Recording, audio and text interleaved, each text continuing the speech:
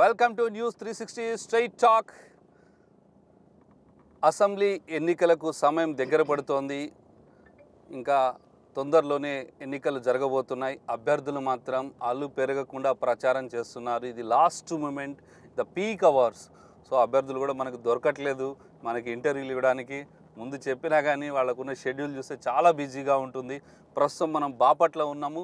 బాపట్లలో రెండు దశాబ్దాల తరువాత తెలుగుదేశం పార్టీ జెండా ఎగరవేయడానికి సిద్ధంగా ఉన్నారు వేగిసేన నరేంద్ర వర్మరాజు గారు.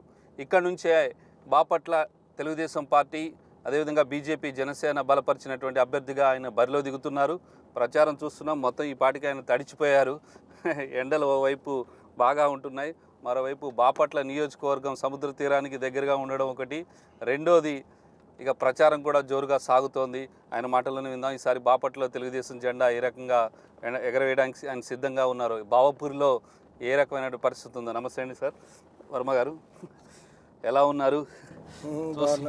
మీరేమో ఆ ప్రచారానికి ముందు కనుక మిమ్మల్ని చూస్తే చాలా తెల్లగా మంచిగా ఉండేవాళ్ళు. ఇప్పుడు లాస్ట్ రోజులకు వచ్చేలాగా మొత్తం బాగా ఫుల్ టైడ్ అయిపోయి. ఎలా ఉంది ప్రచారం, ఎలా కొనసాగుతుంది ముఖ్యంగా బాపట్లలో చెప్పాలంటేనండి? ప్రచారం చాలా ఆసక్తిగా ఉంది.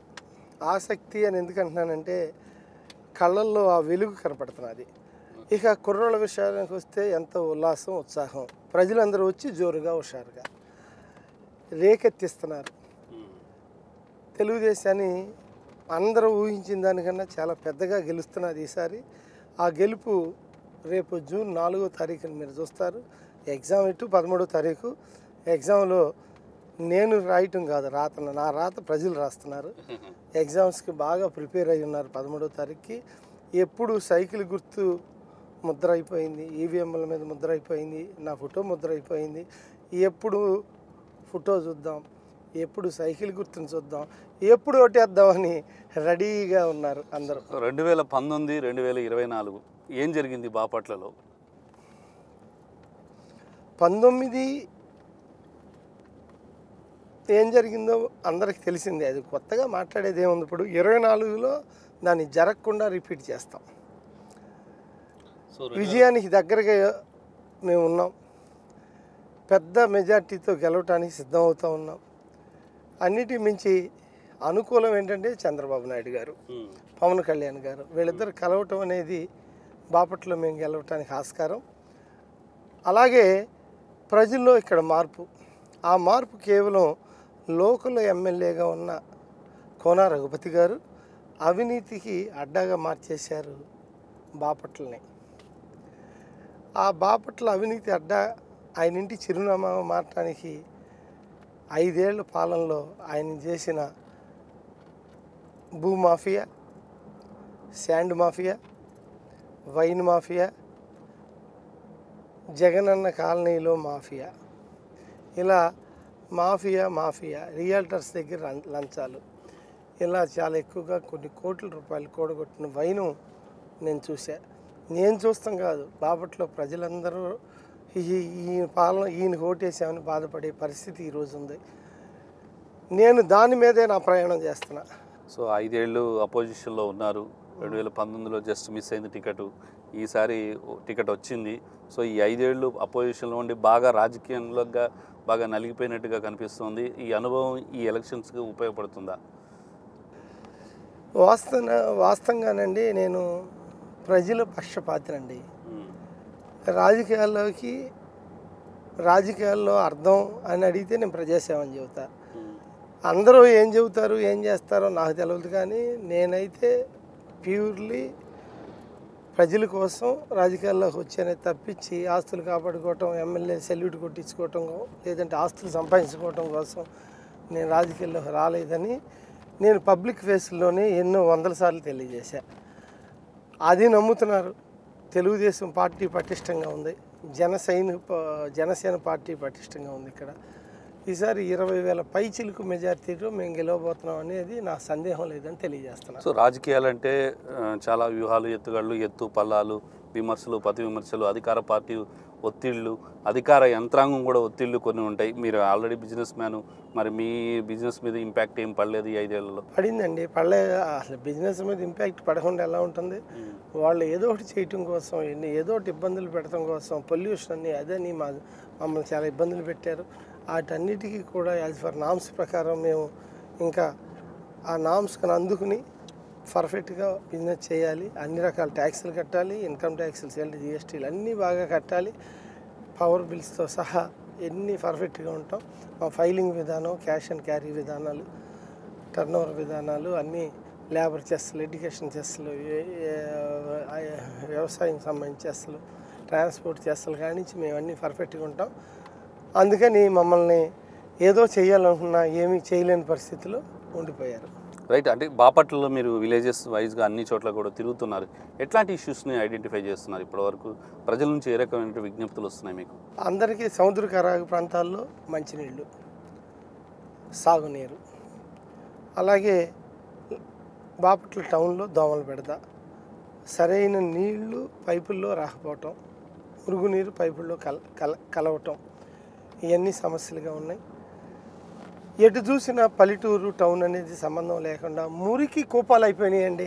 ప్లాస్టిక్, చెత్త తీగిపోవటాలు, డ్రైనేజీ వ్యవస్థలు, తూటికాడ తీగిపోవటాలు, పంట కాలువలు చేయిపోవటాలు, యూరియాలు, డిఏపీలు, బయట బ్లాక్ మార్కెట్లు దొరకటాలు, వాళ్ళు ఇష్టం వచ్చిన వాళ్ళకి ఇష్టం వచ్చినట్టు చేసుకోవటం, ప్రశ్నిస్తేనే లోపల వేయటం, ఇవన్నీ ఈ ప్రభుత్వంలో చూసాం. ఎప్పుడో బ్రిటిష్ వాళ్ళ టైంలో ఉండాలంట హౌస్ అరెస్టులు, కానీ హౌస్ అరెస్టులు అనేది విచిత్రంగా మేము ఫస్ట్ టైం చూసాం. కానీ మాకు నేర్పుతున్నారేమో రేపు ఇవన్నీ అనిపిస్తూ ఉంది మాకు. సో నరేంద్ర వర్మరాజు ఒక కింది స్థాయి నుంచి ఈ స్థాయి వరకు వచ్చారు. మీకు ప్రజల కష్టాలు తెలుసు, ఉద్యోగుల కష్టాలు తెలుసు, ఉపాధి అవకాశాలు ఏ రకంగా కావాలని.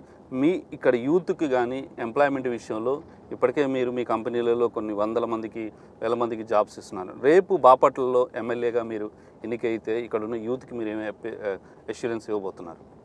నేను ఉపాధి, ఉద్యోగ అవకాశాల మీద ఒక అంశంగా తీసుకున్న, మన లోకలే కాదు కొత్తగా అమరావతి రాబోతున్నది, అక్కడ కానివ్వండి హైదరాబాదు, వైజాగ్తో సహా బెంగళూరు, మద్రాసుతో సహా ప్రైవేట్ కంపెనీల్లో ఎక్కడ ఉద్యోగాలు ఉన్నా కూడా ఇక్కడే అవసరమైన మ్యాన్ పవర్ ఎవరైతే ఉంటారో ఉద్యోగాల కోసం వాళ్ళందరినీ అక్కడ సెట్ చేసే విధంగా ఒక వ్యవస్థను నేను క్రియేట్ చేయబోతున్నా. ఎవరికి ఖాళీగా ఉండకూడదు. మా ప్రాంతంలో 12,000 మంది ఉద్యోగస్తులు ఖాళీగా ఉన్నారు. ఉద్యోగాల కోసం ఖాళీగా ఉన్నారు. ఉద్యోగస్తులు ఖాళీగా కాదు, ఉద్యోగాల కోసం ఖాళీగా ఉన్నారు, చదువుకుని ఖాళీగా ఉన్నారు. ఆ యాంగిల్లో నేను ఒక అంశంగా పెట్టుకున్నా.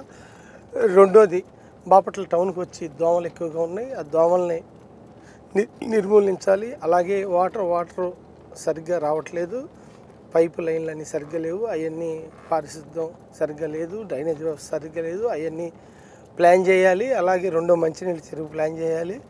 Bapatla walking tracks, gardens develop చేయాలి. బ్యూటీ బాపట్ల, బంగారు బాపట్లను తయారు చేయాలి. ఇది 2 అంశంగా పెట్టుకున్నా. 3వ అంశం, టూరిజం హబ్గా నేను బాపట్లను తయారు చేయాలనుకుంటున్నా. చీరాల బాపట్ల మధ్య సముద్ర తీరం బాగుంటుంది. ఈ సముద్ర తీరంలో మౌలిక వసతులు కల్పించి 4-5 స్టార్ హోటల్స్, ఎన్నో రిసార్ట్స్ కట్టడానికి చాలామంది వస్తున్నారు. వాళ్ళకి నిజాయితీగా తోడుండి వాళ్ళ ప్రాజెక్టులన్నీ పూర్తి చేయడానికి నా సహకారం ఎల్లవేళలా వితౌట్ మనీ. అంటే మనీ అనేది మేము అసలు చాలా ఇదిగా ఉన్నాం. ఎక్కడ కూడా లంచాలు ఎక్కడ కూడా మనం టచ్ చేయకూడదు. పర్ఫెక్ట్గా రాజకీయం అంటే ప్రజాసేవకుడిగా పనిచేయాలని నేను సిద్ధంగా ఉన్నా. అది 3వ అంశంగా పెట్టుకున్నా. 4వ అంశం, సముద్ర కరాగు ప్రాంతాల్లో సముద్ర ప్రాంతాల్లో మనకి శాండీ సాయిల్ వల్ల వాటర్ దిగిపోతూ ఉంటుంది. దానికి హెచ్డిపి లైనర్లు వేసి వాటర్ ఈక్వల్గా పెట్టి చుట్టూ వాకింగ్ ట్రాక్స్ వేసి ఫెన్సింగ్ వేసి ఒక కొత్త టెక్నాలజీ తీసుకొచ్చి అందరికీ నీళ్లు బాగా అందించాలి, సాగునీరు, తాగునీరు అని నేను అనుకుంటా ఉన్నా. సాగునీళ్ళు కూడా సరిగ్గా రావట్లేదు, ఇన్ టైంలో రావట్లేదు, అవన్నీ చేస్తాను. ఇలా 4-5 అంశాలతో నేను లోకల్ మేనిఫెస్టో కూడా తయారు చేసుకున్నా. మా పథకాలు మా హిట్ ఉన్నాయి. రైట్. బాపట్ల నియోజకవర్గ ప్రజలు నరేంద్ర వర్మరాజుకు ఎందుకు ఓటు వేయాలంటే మీరేం చెప్తారు? నిజాయితీగా పనిచేస్తా, అందరికీ అందుబాటులో ఉంటా, 10 మందికి న్యాయం చేయాలని కోరుకుంటా, సమన్వయంతో పనిచేయటానికి నిరంతరం కృషి చేస్తా. లంచాలు లేని నరేంద్ర మీకు అందుబాటులో ఉంటాడని నేను ప్రత్యేకంగా తెలియజేస్తున్నా. 10 మందికి మేలు చేయటం కోసం రాజకీయాల్లో వచ్చా. నా తాటల్లా 10 మందికి చేయందించాలి, పేదవాడిని పైకి తీసుకురావాలి. ఇక వేరే లైన్ నాకు లేదండి. బాపట్ల అభివృద్ధి, అందమైన బాపట్లని, బంగారు బాపట్లని మనం తయారు చేసుకోవాలి. రైట్. మీరు ఇందాక అన్నారు బీచ్ ఉంది, మంచి సముద్ర తీరం ఉంది, కానీ ఎక్కడెక్కడి నుంచి, హైదరాబాద్ నుంచి, ఇటు చెన్నై నుంచి, లేదంటే వేరు వేరు ప్రాంతాల నుంచి, ముఖ్యంగా తెలంగాణ నుంచి కూడా ఇక్కడ చాలామంది టూరిస్టులు వస్తున్నారు, కానీ సరైనటువంటి ఫెసిలిటీస్ లేవు. బాపట్ల బీచ్ని అభివృద్ధి చేయలేకపోతున్నారు అనేది కొంత విమర్శ ఉంది.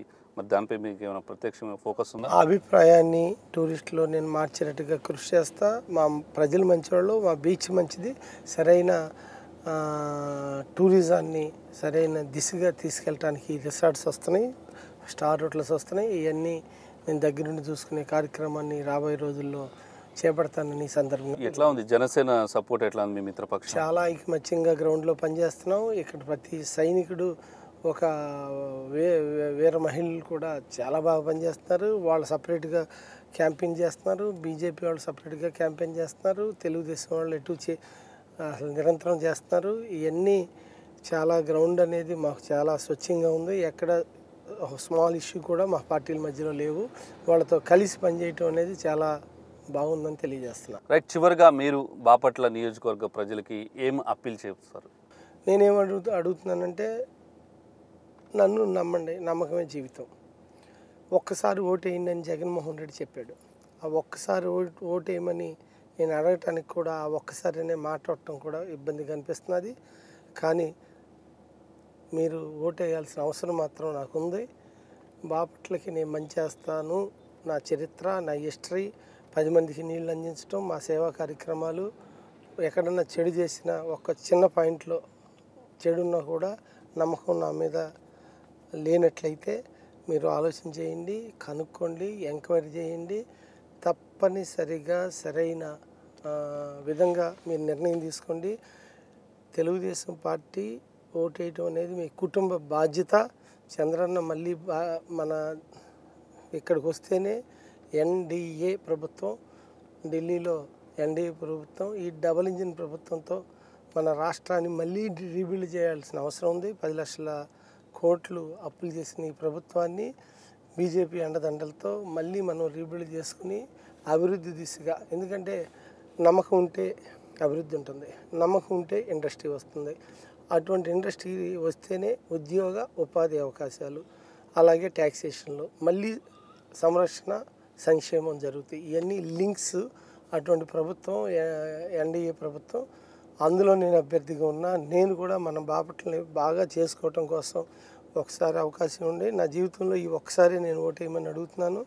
ఎందుకంటే తర్వాత నేను ఓటు అడగను, మీరే నేను కావాలని కోరుకునేటట్టుగా మంచి వ్యక్తికి ఓటేశాను అని 5 ఏళ్ళు తర్వాత మీ అందరి చేత తృప్తిపడి శభాష్ అనిపించే బాధ్యత నేను తీసుకుంటానని తెలియజేస్తున్నా.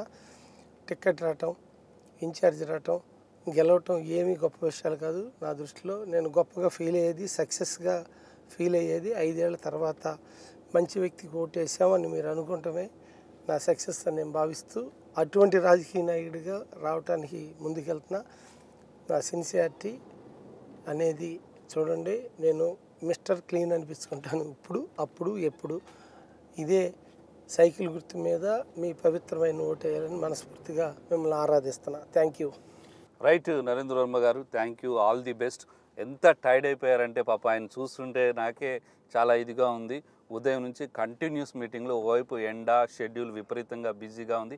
అయినప్పటికీ కూడా న్యూస్ 360 అడగగానే ఆయన ఇంటర్వ్యూ ఇచ్చారు. ఆయన విలువైన సమయాన్ని మనకి ఇచ్చారు.